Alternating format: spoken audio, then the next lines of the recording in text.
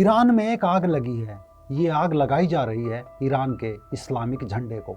आग लगाई जा रही है वहाँ के सबसे बड़े मजहबी इस्लामिक गुरु की फोटो को, सरकारी संस्थानों को, जिंदा पुलिस वालों को। ईरान में लगी इस आग की कहानी कोई तरोताज़ा नहीं है। ये एक ऐसी आग की कहानी है जो हजारों साल पहले जली थी, कुछ मंदिरों में तो कुछ के दिलों में, और ये आग आज भी जल रही है। ये एक ऐसी आग की दास्तान है जो साम्राज्यों की रीढ़ बनी और फिर जिसके लोग शरणार्थी बनकर समुद्र पार गए और दुनिया को बदलने की ताकत बन गए।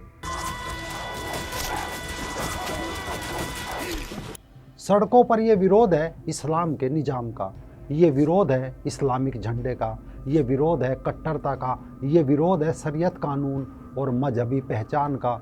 मस्जिदों को आग के हवाले किया जा रहा है और लोग खुलकर बोल रहे हैं कि जालिम का नाश हो, चाहे वो राजा हो या नेता हो।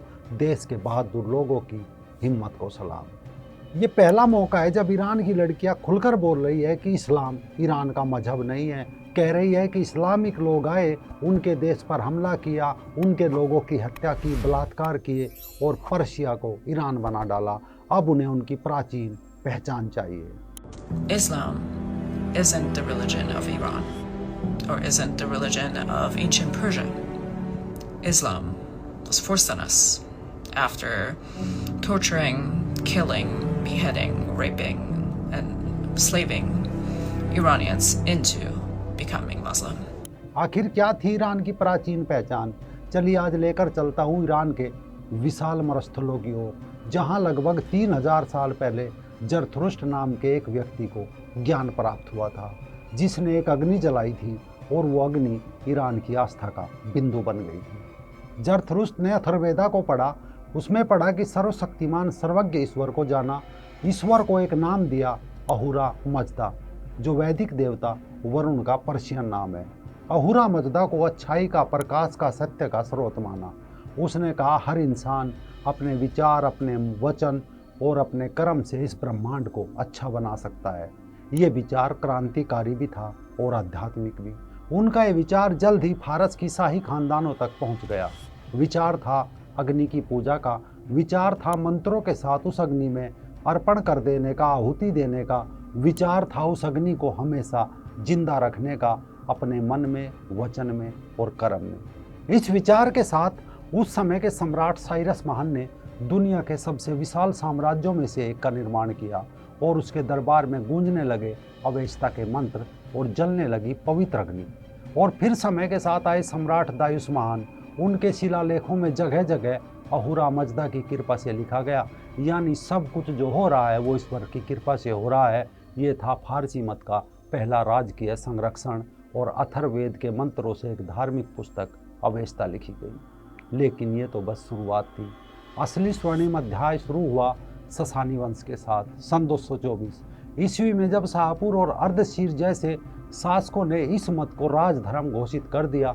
अब धर्म और सत्ता एक दूसरे के सहारे चलने लगी। कहते हैं जब महान जरथुरुष्ट ने अहुरा मजदा यानी ईश्वर से ज्ञान प्राप्त किया तो उन्होंने मानवता को जो सबसे पहला और पवित्र उपहार दिया वो था अग्नि की पूजा। लेकिन सवाल ये था कि इस अग्नि को कहाँ स्थापित किया जाए। हालांकि पारसी लोक कथा के अनुसार घटित हुआ एक चमत्कार, अहुरा मजदा यानी ईश्वर की असीम कृपा से आकाश से एक जलता हुआ अग्निपिंड पृथ्वी पर उतरा। उसकी लपटों में इतनी तेजस्विता थी कि वो बिना किसी ईंधन के जल सकती थी। ये पवित्र अग्नि फारस प्रांत के एक पहाड़ पर प्रकट हुई, जिसे कारकोई पर्वत बताया जाता है। सम्राट ने वहाँ पर एक भव्य मंदिर का निर्माण कराया, जिसमें 3 प्रमुख अग्नियाँ जलाई। एक पुरोहित वर्ग की अग्नि, दूसरी योद्धाओं की अग्नि और तीसरी किसानों और उत्पादक वर्ग की अग्नि। कहा जाता है इस मंदिर की मुख्य अग्नि को 1044 विभिन्न प्रकार की लकड़ियों से जलाया जाता था। उसकी राख को एक विशेष जल में प्रवाहित किया जाता था। इस अग्नि की लौ इतनी पवित्र थी कि ससानी साम्राज्य के प्रत्येक सम्राट का राज्याभिषेक इसी अग्नि की उपस्थिति में होता था, यानी हवन की तरह सारे अनुष्ठान करके ही सम्राट को घोषित किया जाता था। फारस में अग्नि मंदिरों की स्थापना की जाने लगी। ये अग्नि सिर्फ आग नहीं थी, ये अहुरा मजदा यानी ईश्वर की प्रतीकात्मक उपस्थिति थी, शुद्धता थी, ज्ञान का प्रकाश था। पुरोहित वर्ग, जिसे वो मागी बोलते थे, वो राज्य के सबसे शक्तिशाली सलाहकार बन गए। धर्म ग्रंथ अवेस्ता को एकत्रित किया गया, संहिताबद्ध किया गया। पूरा साम्राज्य फारस से लेकर इराक और काकेशस के से लेकर मध्य एशिया तक इसी आध्यात्मिक और सांस्कृतिक धुरी के इर्द गिर्द घूमता रहा और पारसी मत शिखर पर जा पहुंचा। लेकिन इतिहास का पहिया कभी एक जगह नहीं रुकता। 7वीं सदी आई। अरब की रेगिस्तानी भूमि में एक नई मानसिकता उभरी, इस्लाम। और फिर हुई वो भीषण टक्कर जिसे कादिसिया का युद्ध कहा जाता है। और ये युद्ध एक पूरी सभ्यता का मानसिक आघात और एक सांस्कृतिक भूकंप का किस्सा बन गया। सन था 636। स्थान था कादिसिया।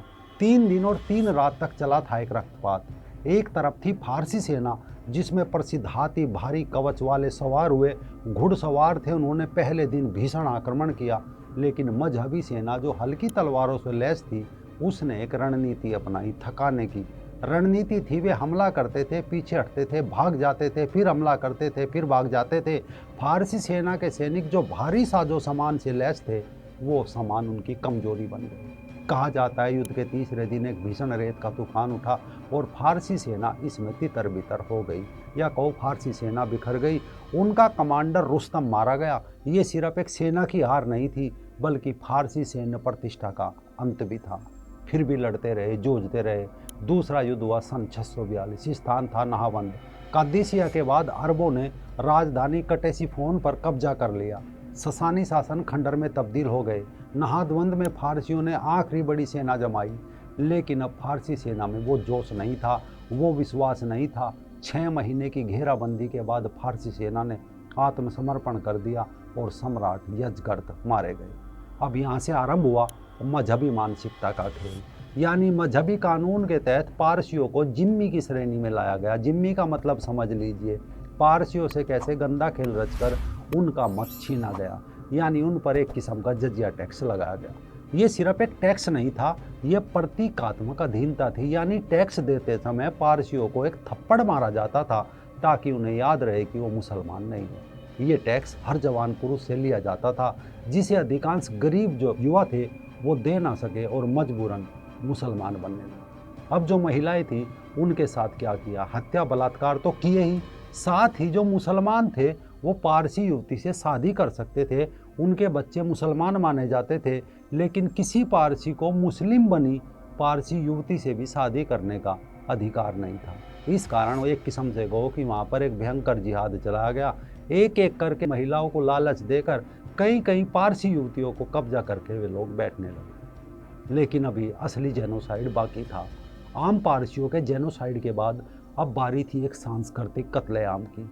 यानी इसके बाद जो वहाँ के बड़े बड़े अग्नि मंदिर थे उनको सिस्टेमेटिक तरीके से नष्ट किया जाने लगा। उन्हें मस्जिदों में तब्दील किया जाने लगा। आदुर गुसनजप और आदुर फरनबाग जैसे महान मंदिर भी उनके खंडहर बना दिए गए। पारसी मागी पुरोहित जो कभी राज दरबार के सलाहकार थे वो भूमिगत हो गए। उन्हें धर्म सिखाने, अनुष्ठान कराने और पवित्र अग्नि की देखभाल करने के लिए छुप छुप कर काम करना पड़ने लगा। अवेस्ता की भाषा अवेस्तान धीरे धीरे मरने लगी और पारसी धर्म ग्रंथों का एक बड़ा हिस्सा हमेशा के लिए मानो खो गया। जो पारसी इस्लाम में नहीं गए उनको अलग थलग करने के लिए मजहबी लोगों द्वारा उन्हें अपमानित किया जाने लगा। अलग उनके लिए पहनावा बना दिया गया। उन्हें घोड़े की जगह गधे पर चलना पड़ता था। ये सब इसलिए ताकि उन्हें नीची हैसियत महसूस हो। इसके बाद यहाँ से शुरू हुई प्रतिरोध की एक अलग शांत कहानी। पारसी समुदाय ने सीधे विद्रोह नहीं किया। उन्होंने चुना एक सांस्कृतिक प्रतिरोध का रास्ता। गुप्त अनुष्ठान करना आरंभ किए। बड़े बड़े मंदिरों की जगह घर घर में अग्नि पूजा करने लगे। पुरोहितों ने पीढ़ी दर पीढ़ी अवेस्ता के मंत्रों को कंठस्थ करना शुरू कर दिया। उनकी लिखित प्रतियां जलाई जा रही थी। कुछ इलाकों में इस्लामी प्रथाओं को भी अपनाया गया, जैसे कि वो अब मुर्दों को जलाने की बजाय दफनाने का रिवाज मजबूरन चुन चुके थे। लेकिन कुछ अपने मूल सिद्धांतों पर अडिग रहे। लेकिन मुल्लाओं ने एक अफवाह फैला दी कि कादिसिया के युद्ध में जो रेत का तूफान आया था वो अल्लाह ने चलाया था। दूसरा ये कि अहुरा मजदा यानी उनके ईश्वर ने उन्हें त्याग दिया। एक सर्वशक्तिशाली साम्राज्य के नागरिक होने का गर्व जो उनके अंदर था वो लगातार के टॉर्चर से समाप्त होने लगा। सदियों से चली आ रही अग्नि जलती तो रही, बची भी रही, लेकिन डर था कि किसी दिन मजहबी सेना इसे अस्त ना कर दे। और फिर एक दिन कुछ बचे हुए पारसियों ने उस अग्नि से एक दिया जलाया। उसे समुद्र पार ले जाने का फैसला गए थे।